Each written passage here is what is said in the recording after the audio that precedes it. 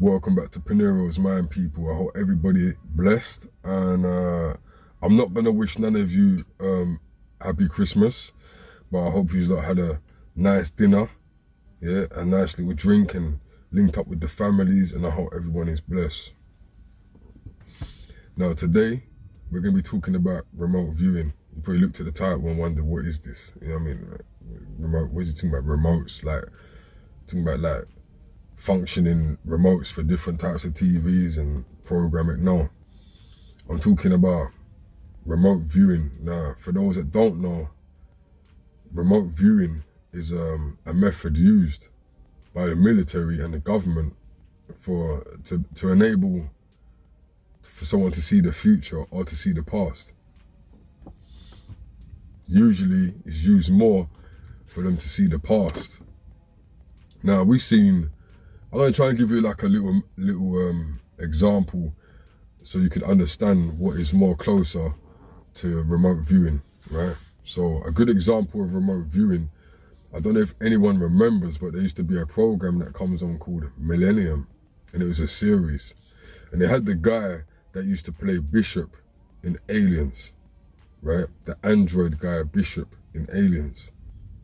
And it's an old school thing, but if you want to Google it or whatever, it should come up, right?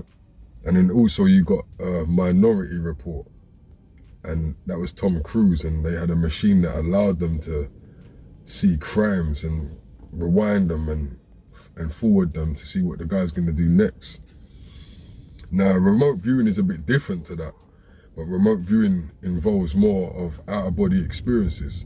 For example, someone coming out of their body to go to a certain place and see what's happening. For example, maybe the military wants to go and spy on somebody in Russia or China. They will use their remote viewers, i.e. Oracle people, them, to go and do that. Now you might think, what the hell, this is yeah, it sounds crazy. It sounds crazy, right? Some of these things I'm talking about, you only see this stuff in the movie, but I told you guys, I'm gonna start taking it there with you lot. Whether you want to believe it or not, or call me a madman, that's on you. You know what I mean? But there's a serious reason, yeah, why I'm bringing up this remote viewing, right? There's a very serious reason, because some of you street man them need to really pay attention to this, and it will make more sense further down the video. So the first thing I want to do is play this clip by Mike Webster, telling you basically what his job entails. Okay, so check this out. Remote viewing is a perceptual technique whereby a person can describe places, events, or people that are perceived mentally but separated from the viewer by distance, shielding, and even time. It's, if you like, it's a trained intuitive ability. I've been tasked to help locate murderers and to unravel clues that may help towards finding who the murderer may be in a particular case. Within businesses, helping with negotiations, investigations, lost property, insurance scams, missing persons. There's quite a long list that I've been involved with all of those. And does your work involve sitting in a dark room, say in a police station or something, and sort of conjuring up the image of the crime scene? No, I sit at home with a cup of coffee at a table, usually cleared of objects that might get in the way, and I just focus in on what's called a coordinate, something which is going to help me to find what's called the signal line. And then from then, small images appear, a bit like bits of a jigsaw, and eventually we draw up information from that. Some of it's sensory, some of it is visual, some of it is impressions, emotional impressions, and basically feelings that are around the actual site itself. And eventually we can come up with enough information that will help to solve the problem or tell us what's actually at that particular site. Okay. Can you give me an example of a murder case or an insurance case where you've sort of conjured something up which has been helpful? Yeah, there was a case in America where a man was found overboard from his boat in suspicious circumstances. I can't really say a great deal about it. However, there appeared to be no motive for the murder. and I was tasked from America through a contractor out there who's also a remote viewer, and I was able to ascertain from the pieces that I could do through remote viewing that there was a possibility that actually it was an internal affair. Somebody in the family was actually involved in some way, or could be involved in some way. This information was sent back, and I gave my reasons for this. And I was eventually told that nothing more about what had actually happened with the case, apart from someone within the family had actually been arrested for the murder. How do the American military use remote viewing? In the military, it was used for about 18 years within the actual Cold War between Russia and the West, if you like, East and the West. And mainly to sort of locate intelligence, things like silos for missiles, secret sites and things like this, but stuff where no other means could actually be used to get into the site to find out what's there. It was only with the event of the Cold War that we discovered that Russia actually was operating some people who were able to locate information, particularly in the United States. When America found out about it, they thought this actually was quite a good idea. This is a very short view, a very short part of the story, but it sort of brings the basic facts together. And from that, the CIA became involved and funded a military unit, and also some experiments carried out in America by a chap called Hal Puthoff. And he worked in conjunction with a chap called Ingo Swann, who was a very gifted remote viewer, who set up the means to train remote viewers at a place called Fort Meade. During a period of 18 to 20 years, there were about 23 remote viewers. And it was eventually disbanded basically by the government when the CIA started to reveal information about remote viewing and what they've been up to, in conjunction with Bill Clinton's new disclosure act through Congress, that disclosure of information had to be more freely available to the public. Do you have any idea of how many remote viewers there are in the world today?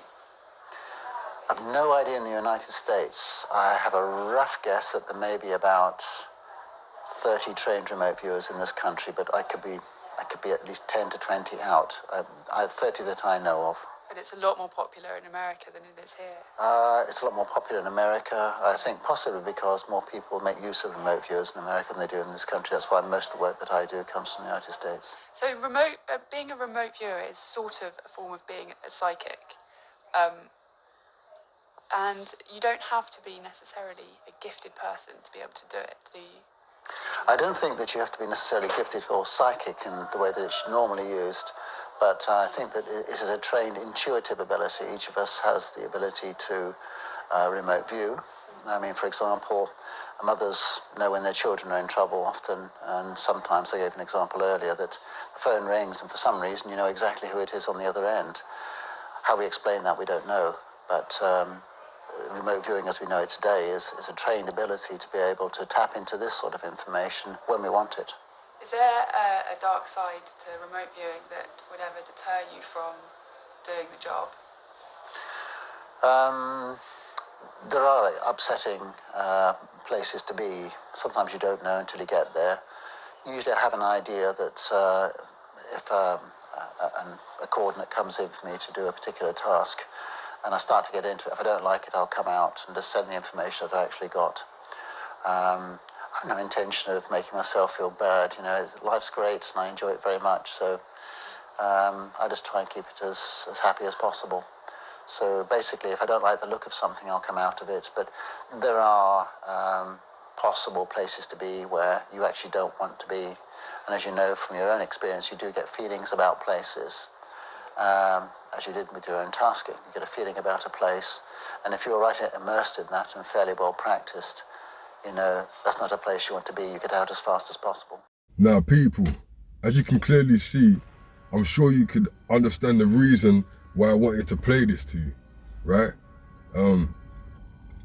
Not to be taken lightly at all, right? Now, you heard it himself. Now, you might look at the footage and say, oh, no, that's BS and this, that, and that, and you know what I mean? But do some more research, you know what I mean? Do some more research. into this remote viewing. Now, I've known about remote viewing for over 10 years. Okay, I've known about it for over 10 years. I've read reports before.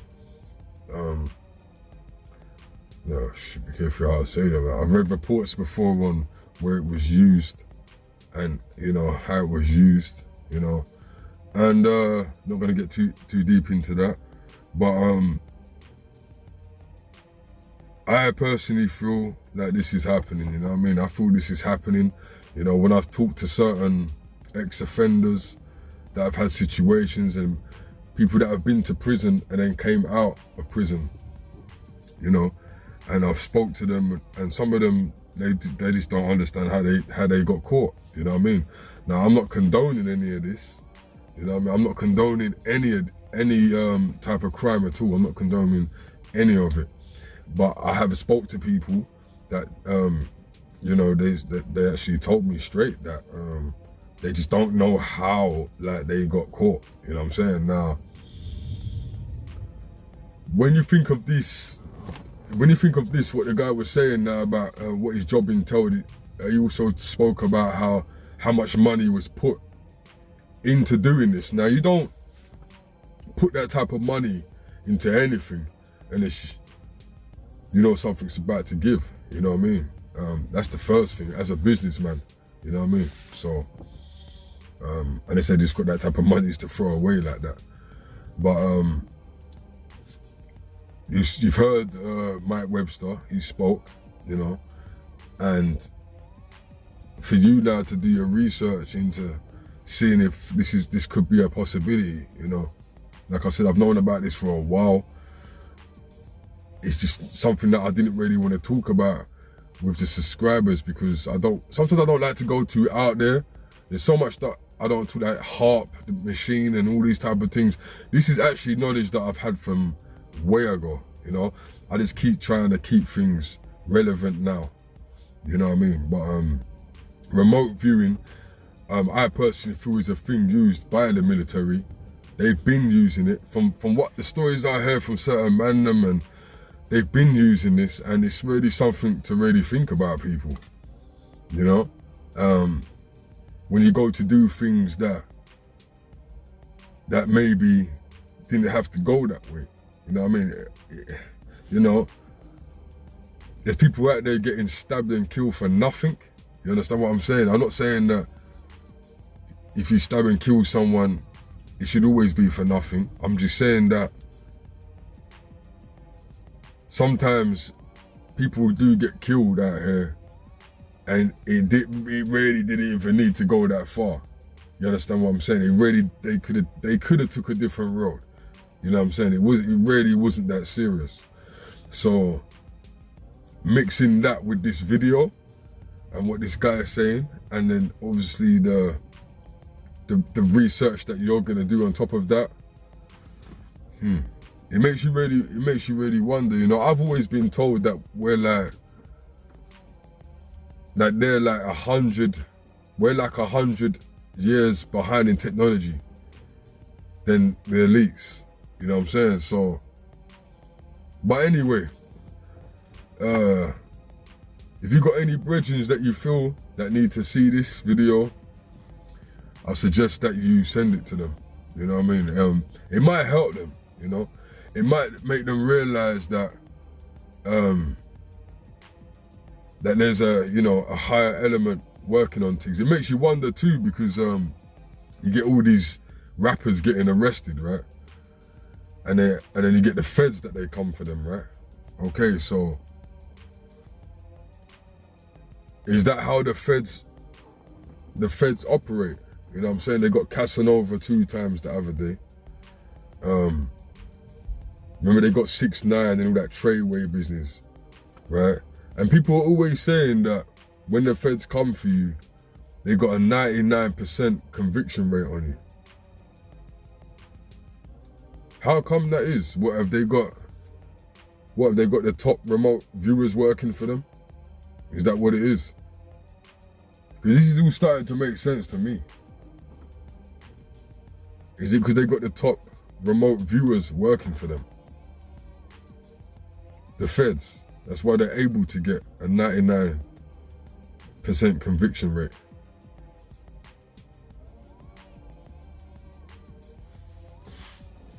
People, man, you got to start really opening your mind, you know, and seeing what's really going on out here, because the world that you live in ain't the world that you think you live in. You understand? I'm going to start putting out some more videos. You lot watch out for my Antarctica video. Yeah. Watch out for my Antarctica video. Don't forget, guys, as well, that the links for the clothing, Survivalminds clothing, knowledge is key. It's in the description. Check that out. Don't go crazy. I want you lot to spend no money. I tried to put that clothing as lowest as I can put it for you guys, you know. Because, you know, if you order from there, they send it to you. They take care of everything. The clothing, the print. Frig it, man. If you don't want to make your own clothing, go ahead, man. Just click the link and go through, you know. But if you do want some Survivalminds gear, click on that. But stay focused, people, because this ain't no joke out here. This is the time where people have to understand. See what happened this year. Now it's just bare exposure now. It's time to really get in with it. And don't forget to check out Survivalminds show, you know, 3-4 times a week, you know. Just keep it like that until the more you lot jump on it. I mean, to do it every day if that's how you lot want us to do it. But I want more people checking in, more shares, and more subscribers, and to get the knowledge out, not for the money, to get the knowledge out. We're okay, you know, we're okay. So, yeah, people them, send this to anyone that you think needs it, because you just never know out here, you know. Leave all possibilities open, trust me. Like, share, subscribe, peace.